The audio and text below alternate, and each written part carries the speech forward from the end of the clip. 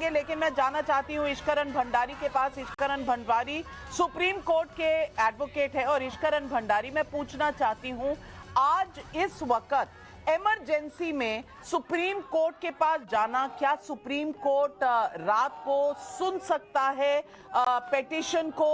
और ये 9 समन्स के बाद जो कानून का पालन नहीं हो रहा, क्योंकि कोई राहत कोर्ट से नहीं मिली, हाई कोर्ट से नहीं मिली, डिवीजन बेंच से नहीं मिली, उसके बाद इस तरह इमरजेंसी में सुप्रीम कोर्ट के पास जाना क्या दर्शाता है इस वक्त अरविंद केजरीवाल और आम आदमी पार्टी की तरफ से?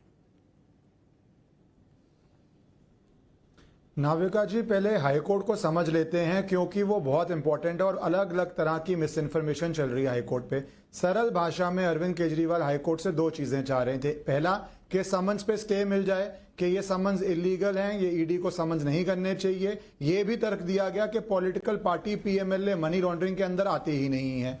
दूसरा कि अगर समन्स पे स्टे नहीं हो रहा है तो उनको एक इंटरिम प्रोटेक्शन मिल जाए, एक तरह की राहत मिल जाए कि कोई कोरेसिव स्टेप नहीं होगा, जिसका सरल मीनिंग ये है कि ईडी इनको अरेस्ट नहीं कर पाएगी। तो ये 2 मुख्य प्रेयर्स थी। आपको पता है कल ही समन्स के ऊपर कोई स्टे नहीं हुआ है और आज जब ये गए इस बात को लेके कि इंटरिम प्रोटेक्शन मिल जाए तो 3 संभावनाएं होती हैं। कोर्ट प्रोटेक्शन दे देता है, या कई बारी जांच एजेंसी स्टेटमेंट दे देती है कि हम अरेस्ट नहीं करेंगे, और तीसरा कि कोई आपको रिलीफ नहीं मिलता, ईडी के या जांच एजेंसी के हाथ खुले हैं, अगर वो चाहे तो वो अरेस्ट कर ले।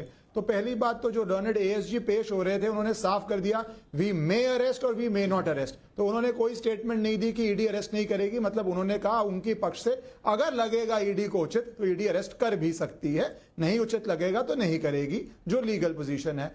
ऑनरेबल हाई कोर्ट ने, और इसमें एक इंपॉर्टेंट बात है कि किसी भी व्यक्ति जो जांच के अंडर होता है उसको ईडी या कोई भी जांच एजेंसी नहीं देती कि वो जांच में क्या कर रही है।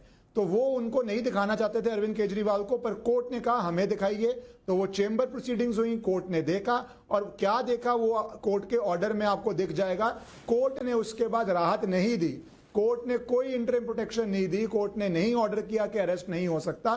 तो एंड रिजल्ट क्या आ जाता है, समन्स भी चल रहे हैं और उनको अरेस्ट के ऊपर कोई रोक भी नहीं है। तो अभी तक जो पिछले साल 2 साल से बातें चल रही थी कि कोई केस नहीं है अरविंद केजरीवाल के खिलाफ, उनको कुछ जवाब नहीं देना, उनको हरास किया जा रहा है, उनको तंग किया जा रहा है, जब कोर्ट में मामला पहुंचा उनको कोई राहत नहीं मिली। इसके साथ आप दूसरी बात जोड़िए कि लिकर गेट में कोई भी मुख्य आरोपी, चाहे वो मिस्टर मनीष सिसोदिया हो, चाहे वो मिस्टर विजय नायर हो, चाहे वो मिस कविता हो जो भी हाल में अरेस्ट हुई हैं, किसी को भी सुप्रीम कोर्ट लेवल तक भी रिलीफ नहीं मिला है।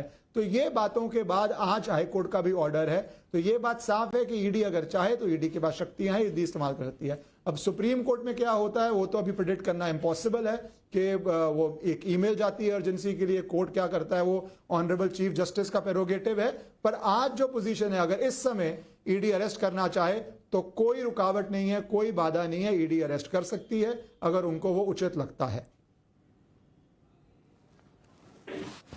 बहुत सरल तरीके से इश्करन भंडारी जी आपने समझाया कि अरेस्ट करने से कोई रोक नहीं है। कोर्ट के सामने ये मामला गया था, अरविंद केजरीवाल को अपने ही सवाल पर कोई भी राहत कोर्ट से नहीं मिली, तो ईडी अगर चाहे तो अरेस्ट कर सकती है। और जिस तरह का माहौल नजर आ रहा है, रैपिड एक्शन फोर्स और दिल्ली पुलिस का एक पूरा घेरा बनाया जा रहा है। अरविंद केजरीवाल दिल्ली के मुख्यमंत्री के शीश महल के बाहर बहुत से सिक्योरिटी फोर्सेस और ईडी अफसरों की गाड़ियां अंदर भी गई हैं घर के, उनके फोन, उनके इलेक्ट्रॉनिक डिवाइसेस सब जब्त किए गए हैं। पूरे परिवार के मीटिंग्स का ब्यौरा लिया गया है कि घर में कौन कौन सी मीटिंग्स हुई थी, और ये स्टेटमेंट अभी अरविंद केजरीवाल का रिकॉर्ड हो रहा है। लेकिन जिस तरह से सुरक्षा बढ़ी है ईडी के हेडक्वार्टर्स में भी, और मैं चाहूंगी कि हमारे डायरेक्टर वो तस्वीरें भी दिखाएं,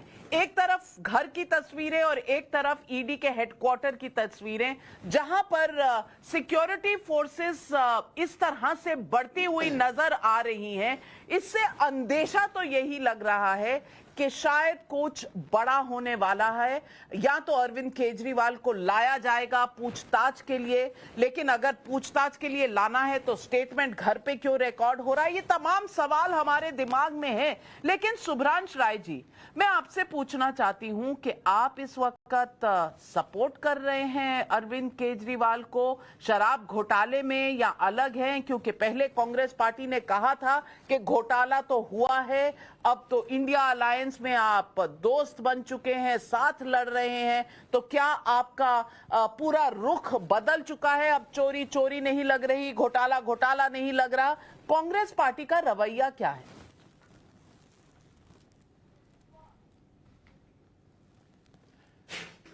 नविका जी, अगर सुबह का भ्रष्टाचारी शाम को भारतीय जनता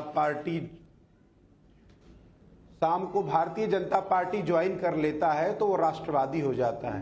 ठीक है, मैं आपकी बात के साथ बिल्कुल सहमत हूं। ईडी और इनकम टैक्स बहुत शक्तिशाली संस्थाएं हैं, इस पे कोई डाउट नहीं है। मैं इसके दो आपको राजनीतिक उदाहरण देता हूं और दो आपको आर्थिक उदाहरण देता हूं। क्योंकि ईडी और इनकम टैक्स इतनी शक्तिशाली है, इसी के बदौलत तो हमारे देश के प्रधानमंत्री नरेंद्र मोदी जी और भारतीय जनता पार्टी के वरिष्ठ नेता नरेंद्र मोदी जी आराम से सुकून से सो पाते हैं या देश स्मूथली चला पाते हैं। कैसे? दो उदाहरण है।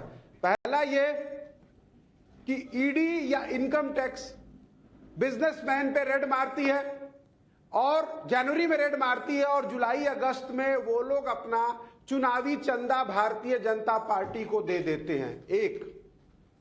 दूसरा, ईडी इनकम टैक्स पुरानी संस्थाओं पर रेड मारते हैं और 6 महीने साल भर के बाद वो संस्थाएं नरेंद्र मोदी जी के मित्रों को बेच दी जाती हैं।